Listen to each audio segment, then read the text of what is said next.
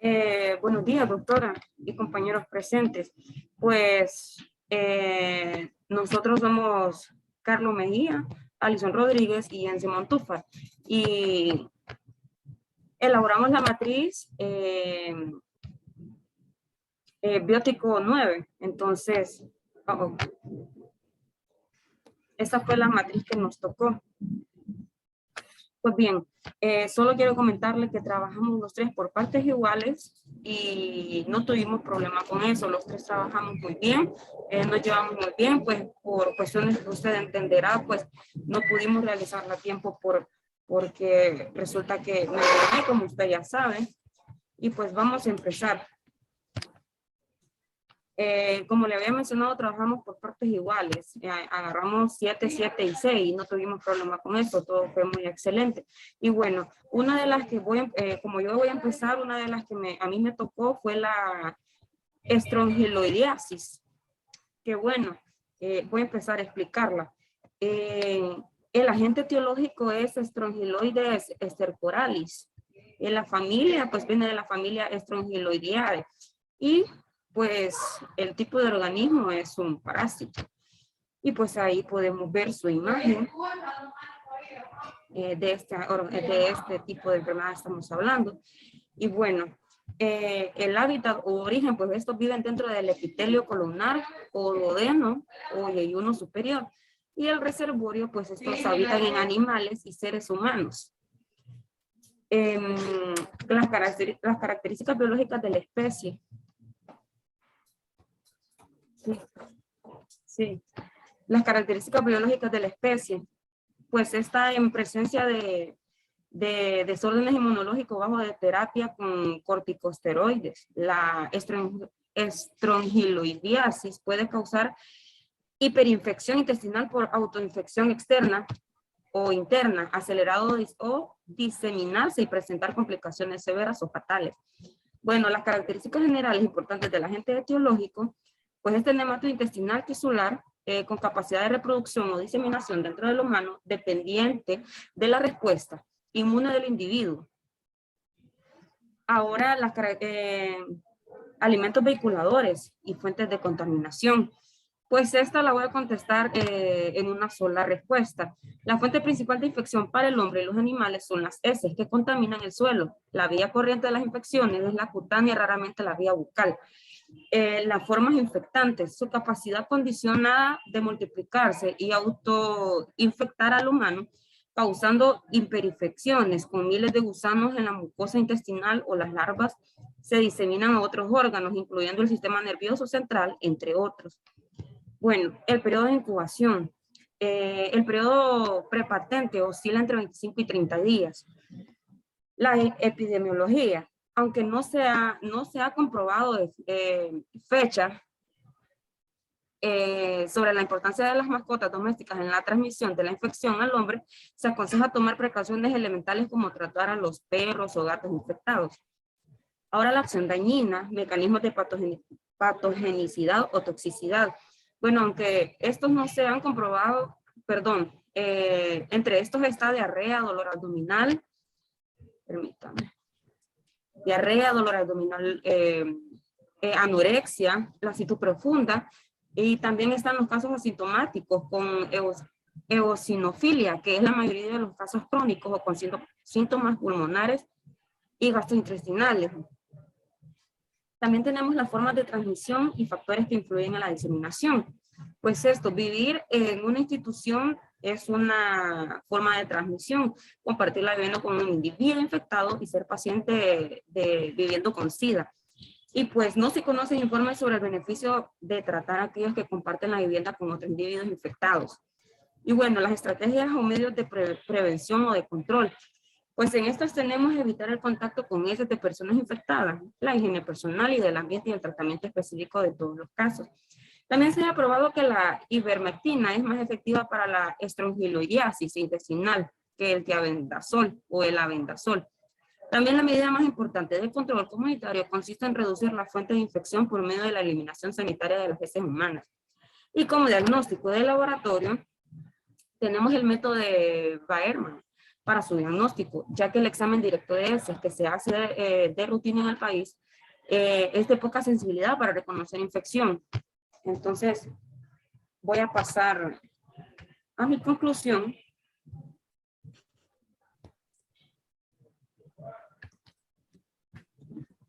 Pues bueno, en conclusión, al haber terminado este trabajo, llegamos a la conclusión que el hombre y los animales son los únicos expuestos por ETA, siendo el hombre el principal depósito para sufrir este tipo de efectos perjudiciales para la salud de los consumidores.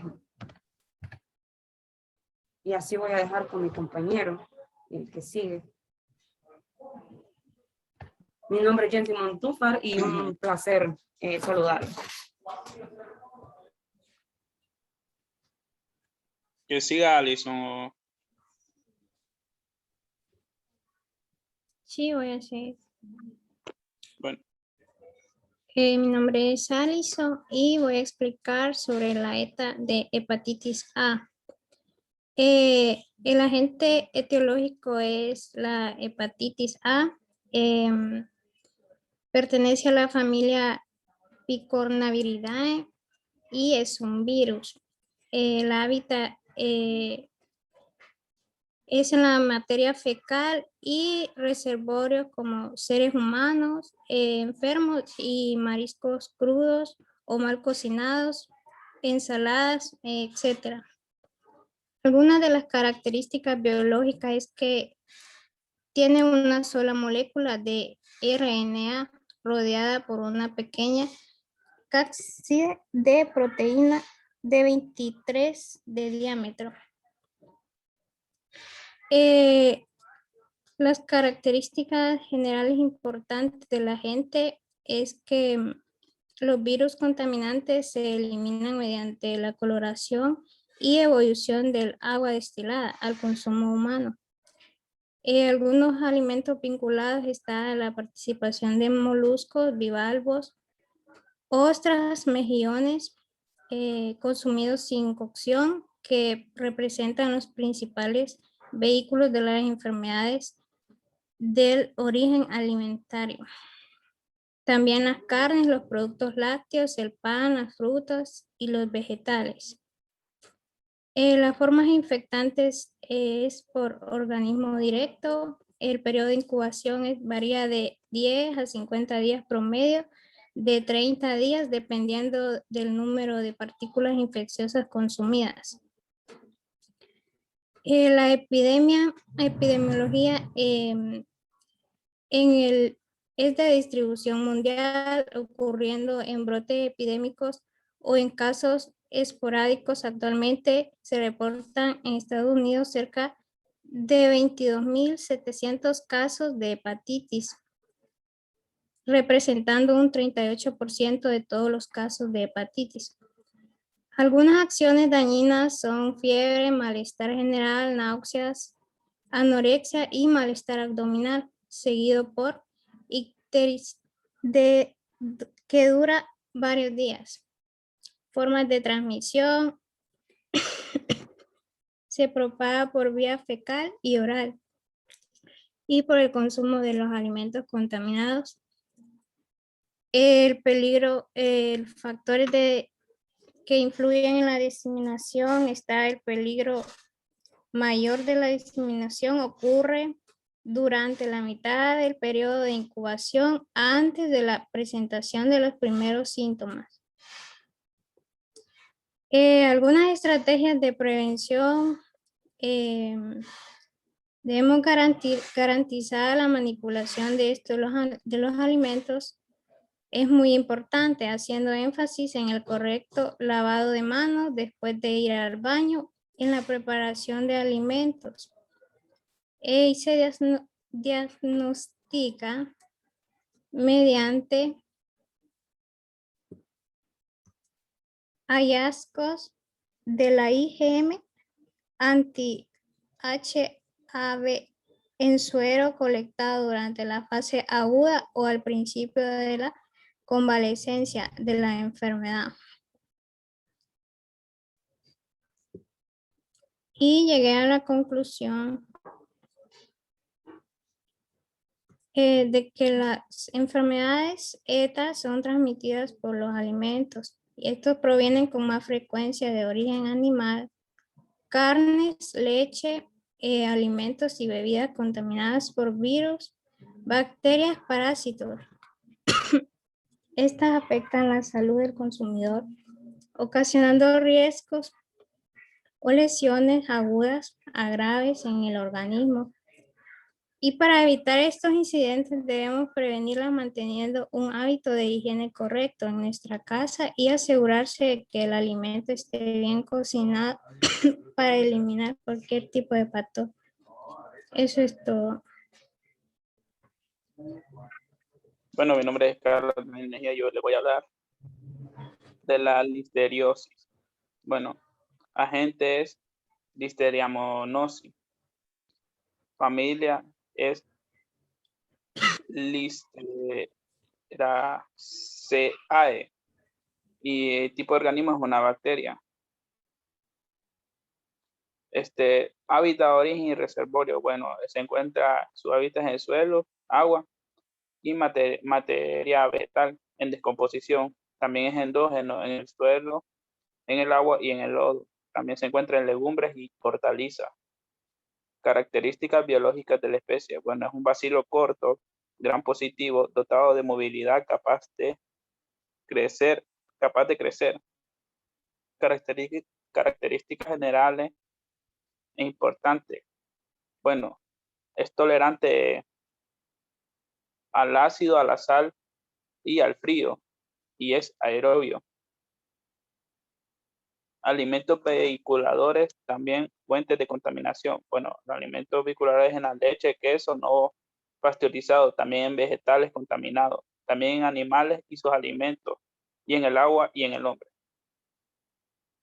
Formas infectantes, ciclo de vida. Bueno, los fagocitos engloban las células de listeria, capturan una vacuola llamada fagosoma, lo que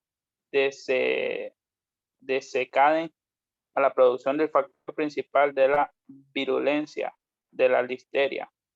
La toxina listerosis o la bacteria se multiplica y produce el segundo factor principal de la virulencia. Periodo de incubación. Bueno, no se sabe exactamente los síntomas, pero se cree que comienza probablemente dentro de 12 horas después de la infección. Epidemiología. Entre los años 1981 y 1985 hubo 3 brotes de listeriosis minocitogenes en los Estados Unidos. Acción dañina. Bueno, se puede producir mastitis, abortos y los animales infectados eliminan el microorganismo en la leche. Las infecciones humanas se suelen presentar en forma de una infección en la mujer gestante, en el feto o en niños recién nacidos. En los adultos se caracteriza por síntomas de septicemia, de meningitis o de mengiocenfa.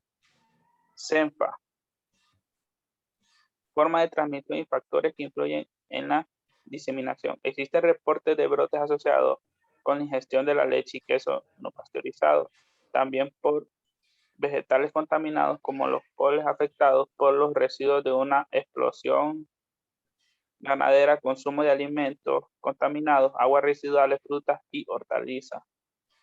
Dice, estrategias de medio prevención.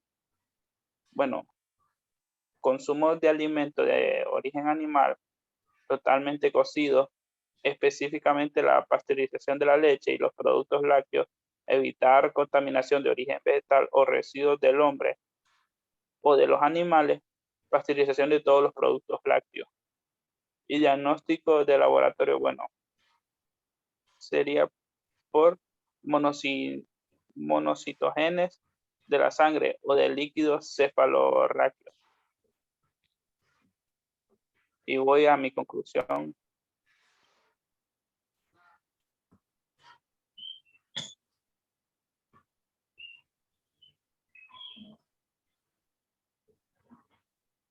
Mi conclusión sería que para lo que es la seguridad alimentaria, Suele ser necesario transmitir mensajes sencillos, pero importantes, al igual de la BPF.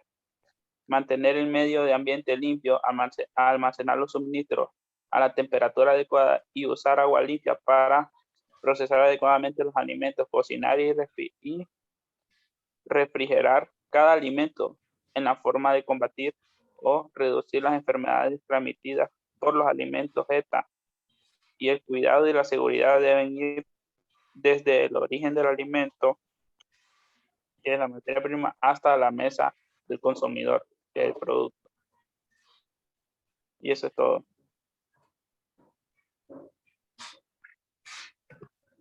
Bueno, esta ha sido nuestra participación. Únicamente cabe recalcar que los tres trabajamos en partes iguales. De hecho, trabajamos muy bien. Esta ha sido nuestra autoevaluación, que ya la hemos llenado. Y pues yo considero que mi compañero Carlos y mi compañera Alison pues dieron todo su esfuerzo y pues estoy muy a gusto con su participación. No sé si alguno de ellos tiene algo que decir también. De igual manera para usted. Sí. Bueno, para Carlos. Para los Ok. dos. Bueno, entonces esta ha sido nuestra participación. Gracias por su comprensión, doctora, y su tiempo. Y esto sería.